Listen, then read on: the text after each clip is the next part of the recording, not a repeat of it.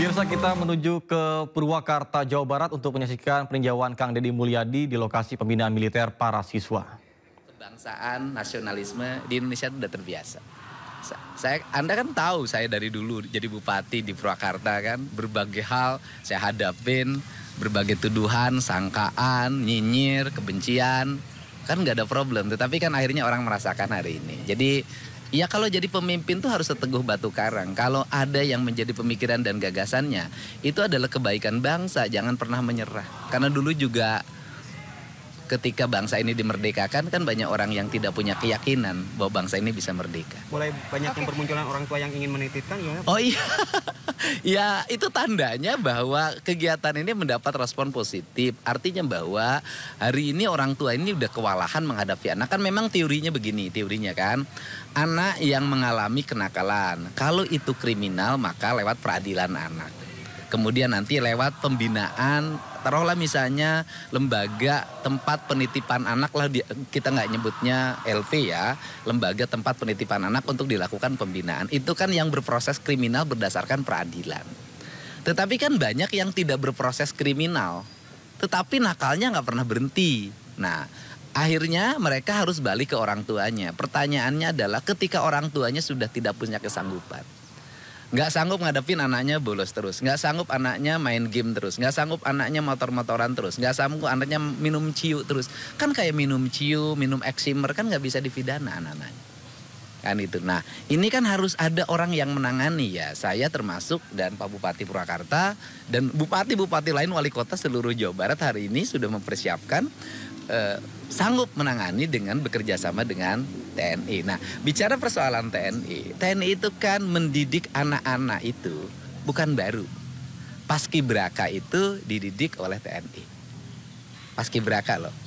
Nah, kemudian ada SMA namanya SMA Taruna Nusantara yang melahirkan orang-orang hebat.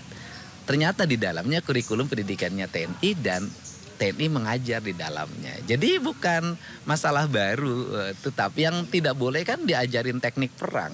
Diajarin gini, pelajaran PBB itu kan pelajaran di sekolah.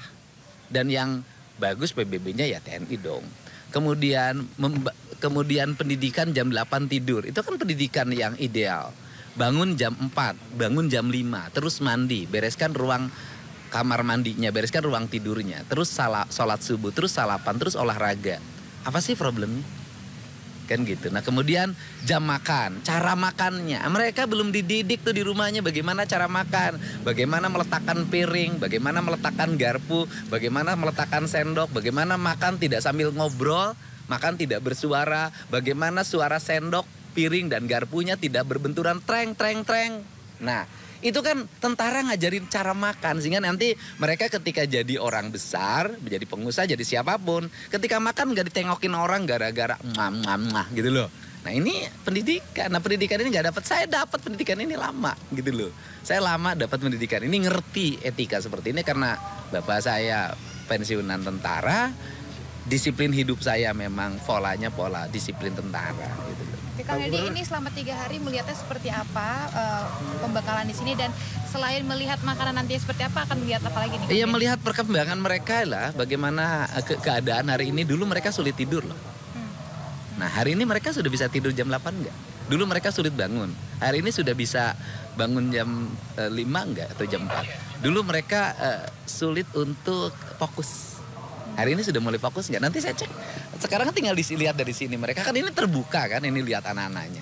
Kelihatannya riang gembira tuh. Coba kalau di sekolah, suruh gurunya ngajarin mereka baris berbaris, nurut nggak? Suruh mereka tepuk tangan, gini nggak? Diledek gurunya. Nah, ini kan mereka sudah, kalau sama jajaran TNI kan nurut. Gitu loh. Tindak lanjut daripada SMP ini sekarang, apa persiapan untuk sekolah yang lainnya? Iya, kan satu SMP ya, SMA sudah mulai kan dirindam hari ini, sudah mulai SMA dan nanti di setiap kabupaten kota ada jenjang untuk SMP dan SMA. Bahkan saya berencana setelah SMP dan SMA ini berhasil, saya lihat nanti sebulan ke depan ya, ini berhasil, maka nanti yang dewasa. Yang suka nongkrong-nongkrong di perempatan, mabok-mabok, tawuran, yang susah diproses pidananya karena tindak pidananya ringan. Kalaupun dipidana masuk LP malah naik tingkatan kejahatannya. Nah itu nanti akan saya siapin konsepnya penanganannya. Jadi nanti bukan kenakalan remaja aja yang saya tangani. Saya akan menangani juga kenakalan orang dewasa. Nah Bupati kalau nakal saya kirim ke sini. Berarti Yang jalan kan di Bandung, di Rindam sudah jalan. Nah kemudian di Kota Bekasi persiapan hari Senin jalan. Sumedang itu persiapan hari Kamis jalan, kemana sudah telepon. Kabupaten Bandung Barat, Cianjur sudah siap, udah telepon bupatinya. Hampir semua kabupaten kota kayaknya sudah siap. Subang dengan Lanud Kalijati kerjasamanya karena di Barak TNI itu sangat relatif baik ya, Angkatan Udara. Nah jadi ini sudah berbagai tempat. Nah yang paling utama begini deh, ada yang disebut dengan efek kejut. Nah isu anak-anak yang nakal dibawa ke Barak TNI itu memberikan efek kejut pada anak-anak yang biasa nakal, yang belum dijari. Coba lihat tempat nongkrong udah bersih sekarang.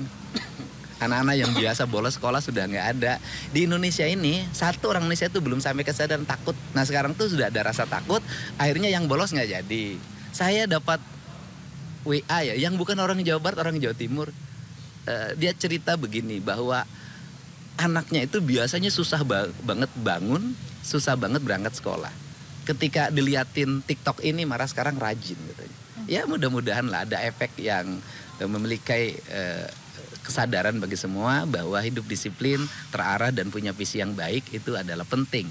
Nah nanti saya juga akan mengarahkan anak-anak SMA yang kelas 3 yang baik-baik, yang punya orientasi kerja. Itu kan saya mau bikin pelatihan pekerjaan ya. Nanti misalnya mereka ke industri, misalnya di BYD. Itu kan diperlukan orang-orang yang sigap, terampil, visioner. Nah nanti mereka itu akan saya siapin untuk mengikuti pelatihan-pelatihan pola militer sebelum masuk ke jenjang industri. Oke, Kang Deddy ini kan pelatihan selama 2 pekan ya? 2 Enggak, minggu. nanti saya mau kita tambah. Oke, tapi kan emang rencananya 6 bulan, minimal 6 bulan paling maksimal Sebenarnya tahun. Itu tergantung bagaimana? perkembangan anak.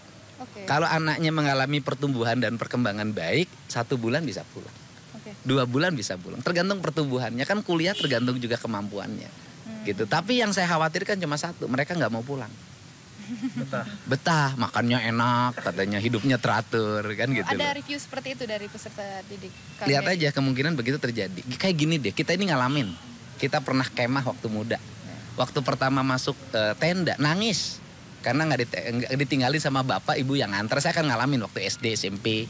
Kemudian waktu SMA kelas 1 saya kos di tempat lain. Waktu dianterin ibu saya nangis. Malamnya nggak bisa tidur. 3 hari.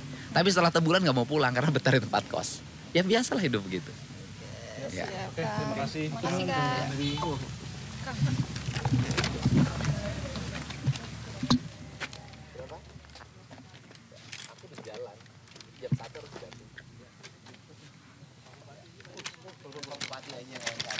Ini tokoh yang harus terkenal. Oh iya, itu kan gini, bahwa program itu kan ketersediaannya bukan di Pemprov Dki.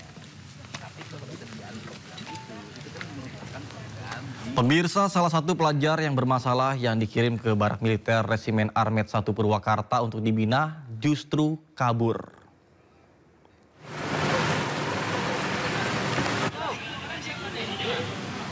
Program pembinaan yang seharusnya diikuti oleh 40 pelajar dari berbagai sekolah di Purwakarta. Setelah didata ulang, ternyata hanya diikuti 39 pelajar. 1 pelajar diduga kabur dan tidak mengikuti program pembinaan. Sementara orang tua pelajar itu mengaku tidak tahu dan juga masih mencari keberadaan anaknya. Pemerintah daerah Purwakarta belum memberikan keterangan resmi terkait dengan dugaan kaburnya pelajar peserta pembinaan militer tersebut.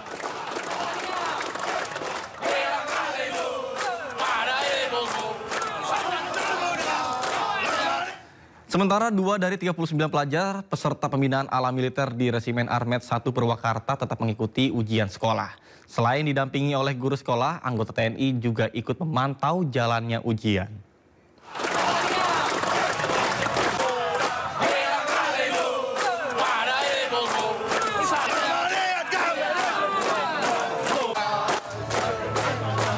Hari pertama, setelah dititipkan pihak orang tua dan sekolah ke barak tentara, 39 pelajar mulai menjalani rutinitas pendidikan disiplin. 2 dari 39 pelajar mengikuti ujian akhir semester untuk kelulusan sekolah. Mereka didampingi oleh guru sekolah, anggota TNI juga ikut memantau jalannya ujian. Sementara siswa lainnya mendapat kunjungan dari guru sekolah masing-masing. Jadi kita nggak merubah ini ya.